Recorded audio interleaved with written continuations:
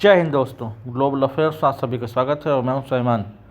भारत और पाकिस्तान के बीच जो एक शॉर्ट टर्म वॉर हुआ वो आप सभी ने देखा, और कैसे इंडिया ने डोमिनेट किया और कैसे कंप्लीट डोमिनेंस रहा इंडियन फोर्सेस का अगेंस्ट पाकिस्तान। हमने उनके कितने एयरबेस उड़ाए, उनको कितना ज़्यादा नुकसान पहुंचाया, इंफ्रास्ट्रक्चर, मिलिट्री, स्ट्रेटेजिक, साइकोलॉजिकल वार, हर तरीके से उनको नुकसान पहुंचाया। लेकिन इसी बीच साइमल्टेनियसली मैनर में पाकिस्तान के अंदर भी युद्ध चल रहा था, और वो युद्ध कर रहा था BLA की तरफ से युद्ध चल रहा था, बलूचिस्तान लिबरेशन आर्मी की तरफ से युद्ध जारी था, जिन्होंने 51 लोकेशंस पे अटैक किए, 71 अटैक्स उन्होंने किए और पाकिस्तान को फ्रॉम विद इन वीक किया है। बलूचिस्तान पाकिस्तान का सबसे बड़ा प्रांत है, एक ऑक्युपाइड टेरिटरी है जिसे मोहम्मद अली जिन्ना ने मिस इन्फॉर्मेशन और अपने निजी स्वार्थ के कारण इंटीग्रेट कराया था पाकिस्तान में। एक इंडिपेंडेंट टेरिटरी जो अपने आज़ादी के लिए लड़ रही है, right from its inception into Pakistan. BLA ने भारत को एक मैसेज भेजा है कि आप हमें रिकॉग्नाइज कीजिए। उन्होंने ये भी कहा है कि आप पाकिस्तान के ट्रैप में मत फंसिए। उनके डिप्लोमेटिक जेस्चर के बारे में बताया है, उनके सीज़ फायर को लेकर भी BLA ने चेतावनी दी है कि सीज़ फायर या टेम्पररी अरेंजमेंट या किसी भी डिप्लोमेटिक जेस्चर को लेकर आप पाकिस्तान ट्राइब में फंसे, क्योंकि इस दौरान पाकिस्तान खुद को रिग्रूप करेगा, जो पैसे उससे IMF से मिले हैं उसको फंड करेगा, फाइनेंस करेगा, अपने वार एफर्ट्स को मजबूत करेगा, वार रेडनेस को मजबूत करेगा और दोबारा भारत पर हमला करेगा। ये बात काफ़ी हद तक सही है। दरअसल BLA का ये कहना है कि BLA का साथ यदि भारत देता है तो हम आपका साथ देंगे और हम एक नया फ्रंट खोलेंगे अगेंस्ट पाकिस्तान। BLA ने पाकिस्तान को एक टेरर स्टेट भी कहा है कि ये टेरर स्टेट है और ये जिहादी network such as Lashkar e Taiba, Jaish Mohammed को फंड करता है और ग्लोबल स्पॉन्सर ऑफ टेररिज्म है। BLA ने कहा है कि हम BLA को रिकॉग्नाइज करें, बलूचिस्तान के इंडिपेंडेंस को रिकॉग्नाइज करें और उनको एक मोरल डिप्लोमेटिक जेस्चर के थ्रू सपोर्ट भेजें।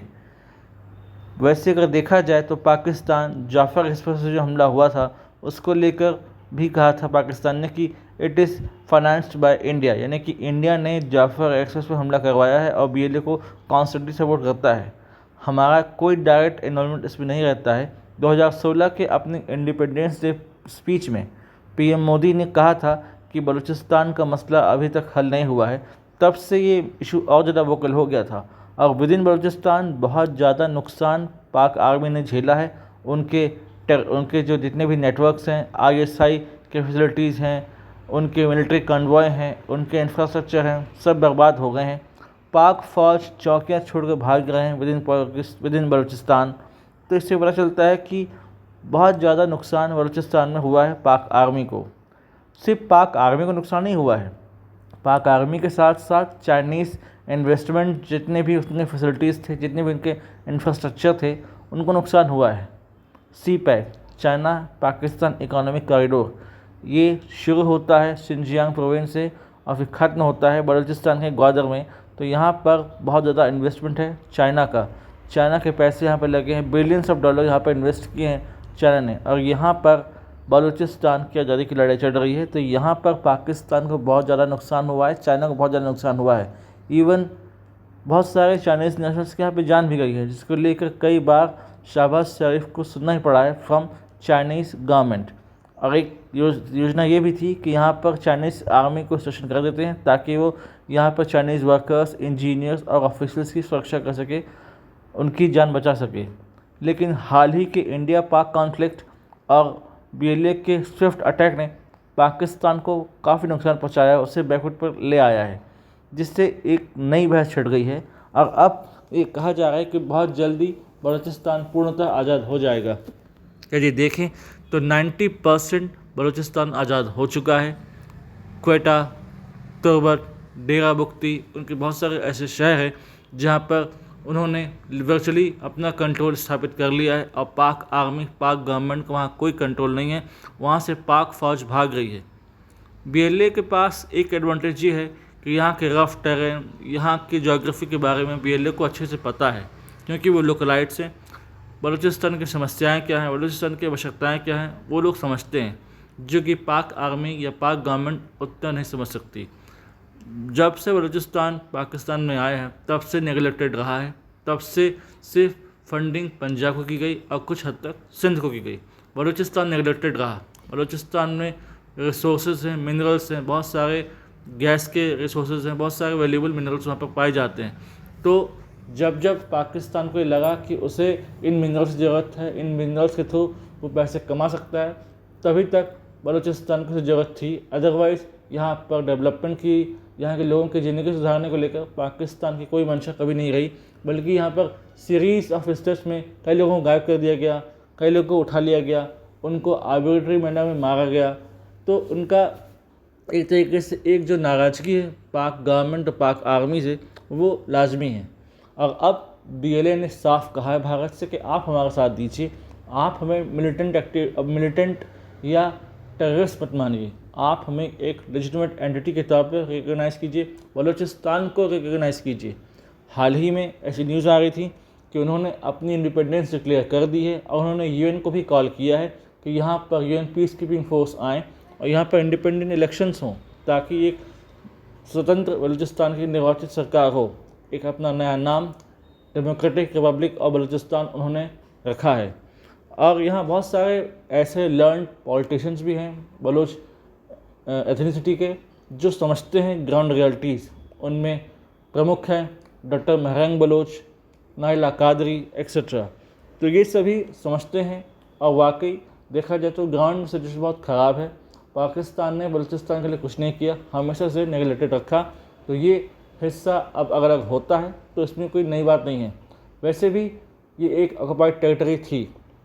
71 में जब भारत पाकिस्तान के बीच जंग हुई तब बांग्लादेश एक नया राष्ट्र बना, स्वतंत्र राष्ट्र बना। अब संभावना है कि बलूचिस्तान भी आज़ाद हो जाएगा और तब केवल खैबर पख्तूनख्वा, पंजाब और सिंध रह जाएंगे इन पाकिस्तान। और वहाँ भी सेपरेटिस्ट मूवमेंट चल रही है। खैबर पख्तूनख्वा में पश्तून तहफ़्फ़ुज़ मूवमेंट चल रहा है, वहाँ पर TTP एक्टिव है।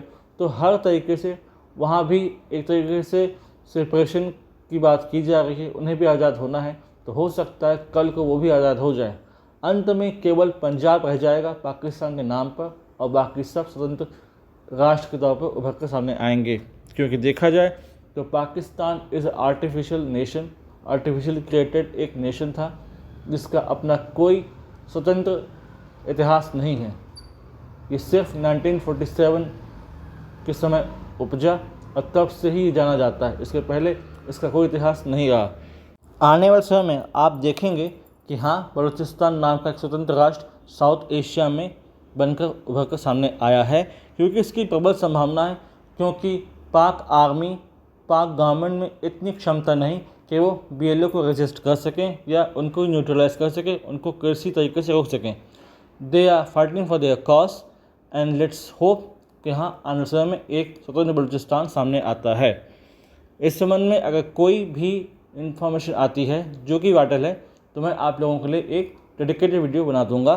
Till then do like, share, subscribe the video and widely spread this video for the knowledge of people. यदि आप हमसे जुड़ना चाहते हैं तो आप इंस्टाग्राम, टेलीग्राम के थ्रू हमसे जुड़ सकते हैं। इसका लिंक डिस्क्रिप्शन दिया गया है, आप जाइए और इसे ज्वाइन कीजिए और फैलाइए ये न्यूज़, ताकि लोग जान सकें कि कैसे बलूचिस्तान के बनने का अब सफ़र शुरू हो चुका है और बहुत जल्दी बलूचिस्तान बनकर सामने आएगा। Thanks for watching. जय हिंद, जय भारत।